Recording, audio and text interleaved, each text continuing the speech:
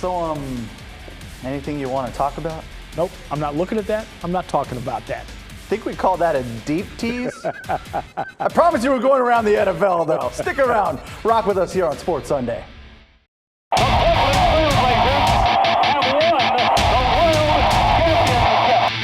Portland will be the 18th team in Major League Soccer.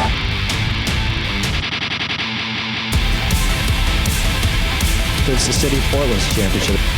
It is great to be home.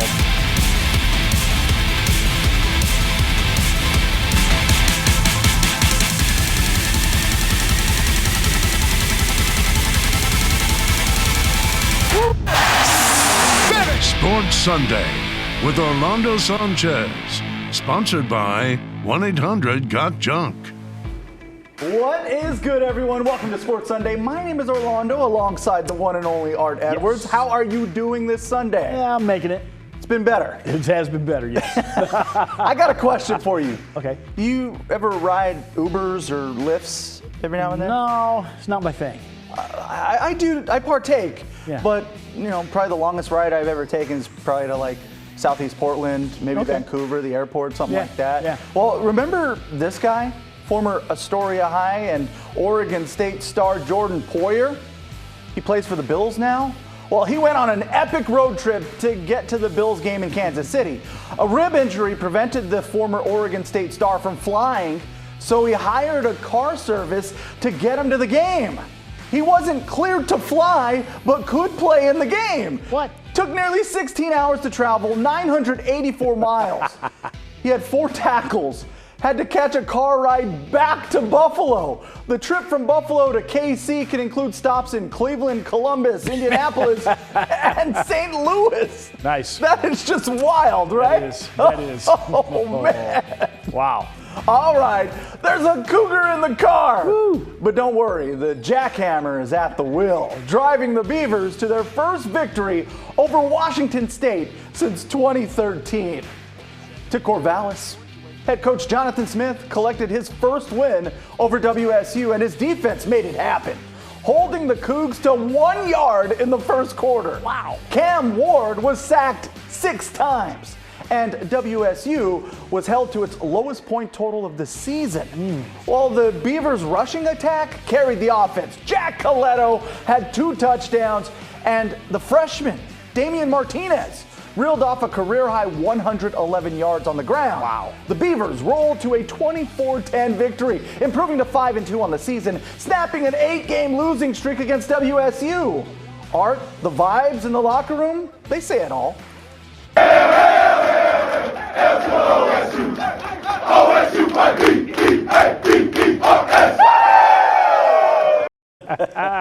So Art, Beavs improved to 5-2 on the Yes. season.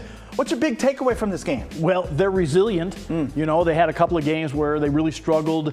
Quarterback play needed to be a little bit better, but you know what? They came back and they beat somebody they hadn't beaten in a long time. So far, that thriller last week really looks like it may have flipped this season around a little bit after those losses. Absolutely. Man, now where they go from here, here's a look at the Beavers' remaining schedule. What stands out to you about it? Yeah, they've got a lot of games they can win on that schedule. I like the way that sets up for them. We could be talking 8, 9, 10 wins. Yeah, I mean, they get Colorado next. Yes. And looks like they're probably going to be favorites in most of these games. So what are you looking forward to on that schedule there? Yeah, well, of course, the rivalry game, really looking forward to that. It'll be interesting to see what happens with Washington because the quarterback of Washington, man, he's lighting it up.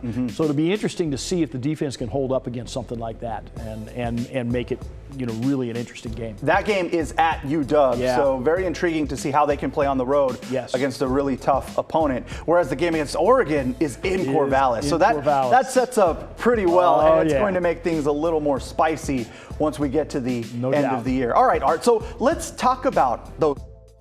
No, you make me wanna kick my heels up and throw my hands up and throw my head back and come on now. So good to see The anthem to start the fourth quarter at Autzen Stadium. That was the scene in 2018. ESPN's College Game Day returning to Eugene this week. All eyes will be on the U of O fresh off a bye. It is a top 10 matchup. 9th-ranked UCLA and Chip Kelly versus number 10 Oregon. A marquee matchup in the Pac-12. Potential conference championship implications. It's a 12:30 kickoff. It's going to be a party. The only question left, who's going to be the celebrity guest picker, Art? Boy, I don't know. Yeah. Can we get you the job? You know what? I wouldn't object to that. A lot of people are rooting for Sabrina Ionescu in this one as well. And we talked about this as well. LaMichael James, that could be kind of fun too. I like both of those. Yeah, especially the Chip Kelly connection. I'm sure he's got a lot to say about this matchup. So, Art, what are you looking forward to in this game? Odds makers, they favor the Ducks by 6 points. I want to see if the Oregon defense can really hold up. You know what? They were horrible against Georgia. They've done okay against the other schools, but we really don't know what the other schools really have. You know, the UCLA offense has looked really good of late, so that's what I want to see. Similar identity-wise, both teams want to run the ball. They've been very successful with it, and both quarterbacks are playing out of their minds. Bo Nix is having the best stretch of his career. Absolutely. It'll be a fun game. Oh, I'm looking forward to it. It's been a while since I've been this excited to see a game in our backyard like this one with the Ducks and UCLA. Looking forward to it, man. All right, let's do this, man. Let's take a quick trip around the Pac-12. It's getting wild at the top of the conference, man. USC no longer undefeated. Cameron Rising, he ran in from the 1-yard line to pull the Utes to within a point, and what does he do? They go for 2, and he's at it again. Converts the 2-point conversion. That proved to be the game winner in crunch time. The Utes take it 43-42. Hey, what do you know? Colorado finally in the win column a week after firing the head coach. The Buffaloes came through against Cal. Colorado wins it 20-13. All right, as you mentioned, Art, the Michael Penix show rolls on for you, Doug. He threw for video game numbers. 516 yards, 4 touchdowns. The Huskies beat Arizona 49-39. What stands out to you about these games, Art? Well, just the way the quarterbacks in this conference are playing right now, they're doing some great stuff. Both USC and Utah's quarterbacks, they were great in that game. Yeah, and Colorado getting a win. I'd love to see At it. least it adds some some competitiveness heading into Oregon State, that's for sure. All right, it was a rough weekend for Portland State. They ran into one of the top-ranked teams in the country, losing 42-7 against Weber State out at Hillsborough Stadium on Saturday. PSU drops to 2-4 on the season. We roll to Forest Grove. Time to feed the streak. The Linfield football team beat Pacific 42-21. The victory guarantees another winning season. The 66th consecutive winning season. Longest streak in the history of college football at any level. Dating all the way back to 1956 when Dwight D. Eisenhower was president. Linfield, a perfect 5-0 on the year, ranked among the top 10 in Division III football. Man. Been a while. Before I was born, even. Barely. That's a streak. That is. All right, man. We're just getting warmed up around here. More Sports Sundays still to come. The Blazers tip off against Sacramento Wednesday night. The games now count. We'll get you ready for a brand new season. Plus, Art, you saw this, didn't you? Oh, I did. Marcus Mariota tore through the 49ers defense. We'll break it down. Well, at least the day in the NFL. How about those Seahawks? Shocking.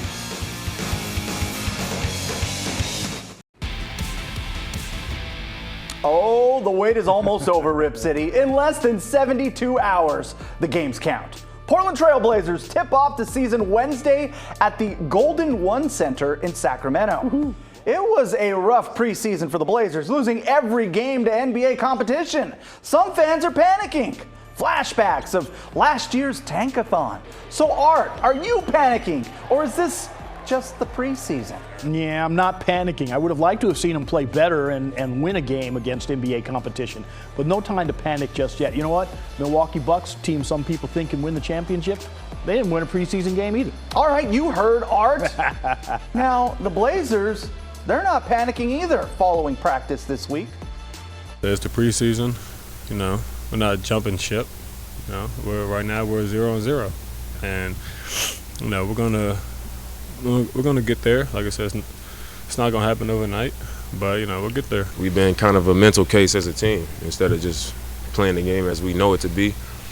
And today we just played a lot, played to our instincts, play the game, the way that we know how to play, and just, be free out there. And, it felt good.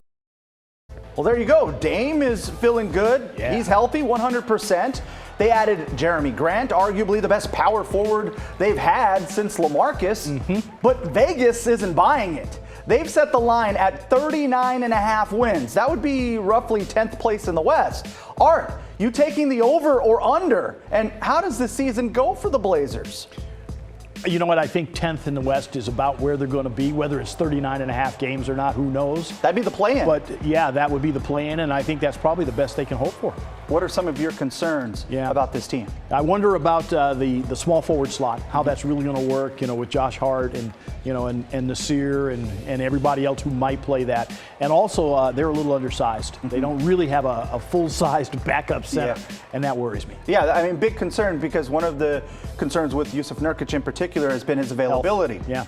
So if he does go down or misses time, who's going to be there to back him up? I think those are valid concerns about this team, and they're going to have to play small ball just the way this roster is constructed. Right. My big concern is what has been the concern for years now, and that's defense. Oh, yeah. Is this team going to be able to defend? The past few years, they've been near the bottom of the league when it comes to just points per game and getting stops there. So they've got to prove that they can defend. They're going to be without Gary Payton II to start the year for at least a couple of weeks. So those are all things to keep an eye on with this team, and I can see why Vegas would have them so low. But I'm going to take the over on this team. I think a healthy Damian Lillard, he's not going to let that happen. And if he's anything like he was before the injury, look out. I think he's back for redemption now. So, Art, here's a look at the schedule. Season opener, Wednesday. Home opener, Friday versus the Suns.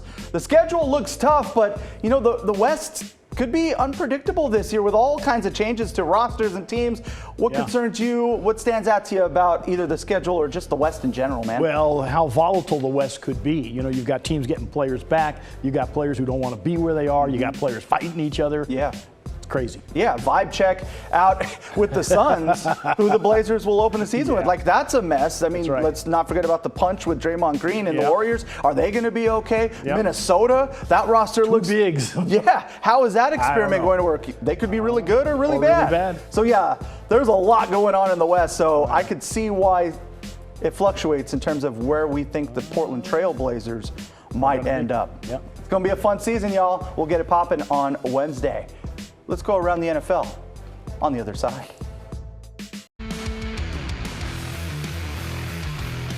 For the left-handed shooter, coming in, ran out of room. Januzzi stops him. Hawks win their second best start in franchise history.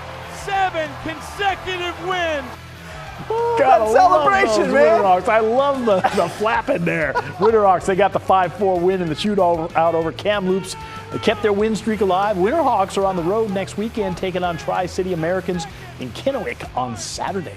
Oh, man. You know who else is flapping their wings like that? Yes. So Seattle Seahawks, man, tied for first place in the NFC West. Seattle took care of division rival Arizona today out at Lumen Field.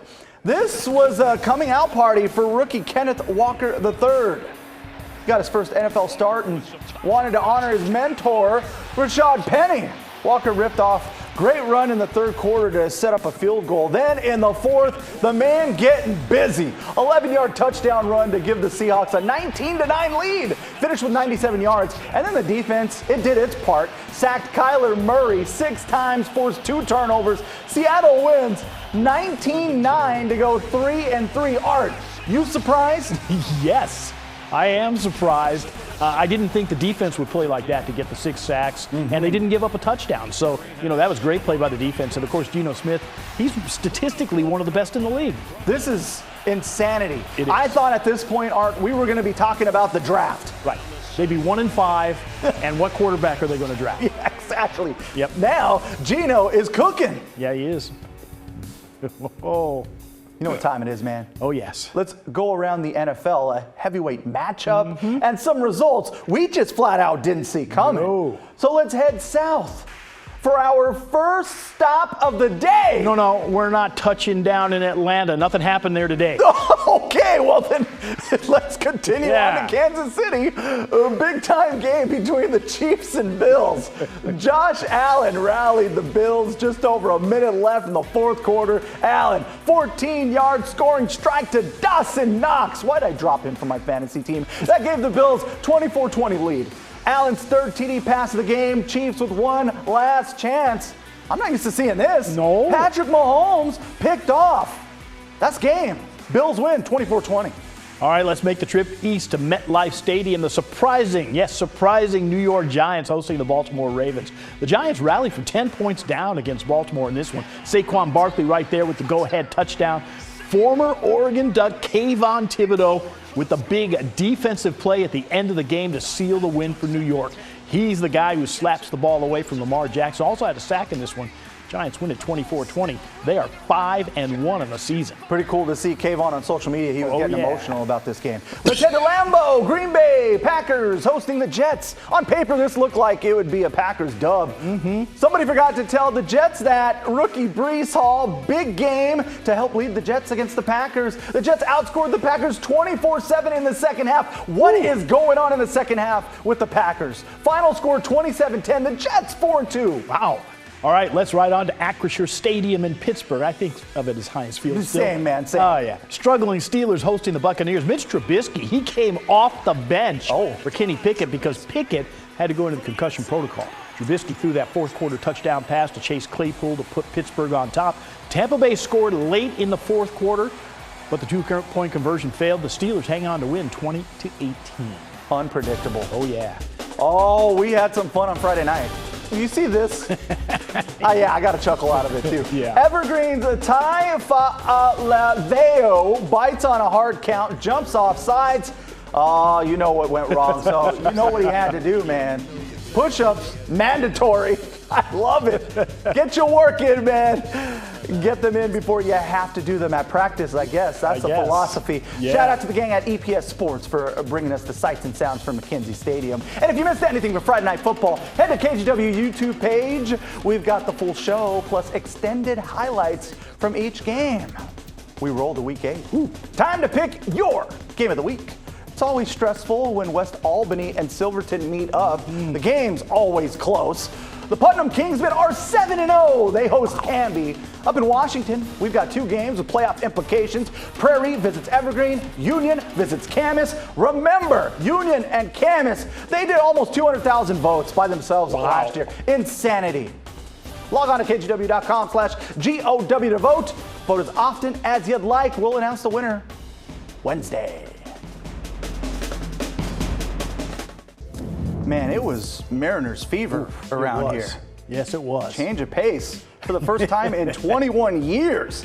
Seattle was home to playoff baseball, and the stakes were high with the Mariners season on the line last night. More than 47,000 inside T-Mobile Park, one of the longest playoff games, and the Mariners and Houston Astros went 18 innings. It was Houston's Jeremy Pena that silenced the home crowd with one swing of the bat. Houston wins 1-0, sweeping the Mariners out of the American League divisional round. Seattle's magical season comes to an end. Art, you watched that, man. Oh, man. I mean, all 3 games were tight. Yeah. You know, they had the walk-off in the first game that Houston got, and then a late home run by Houston in the second game. I mean, the Mariners had some chances. Really good to see them do that. Lots of building blocks, young team. Yeah. Next week, your Niners bounce back? Let's hope. Good night, everyone.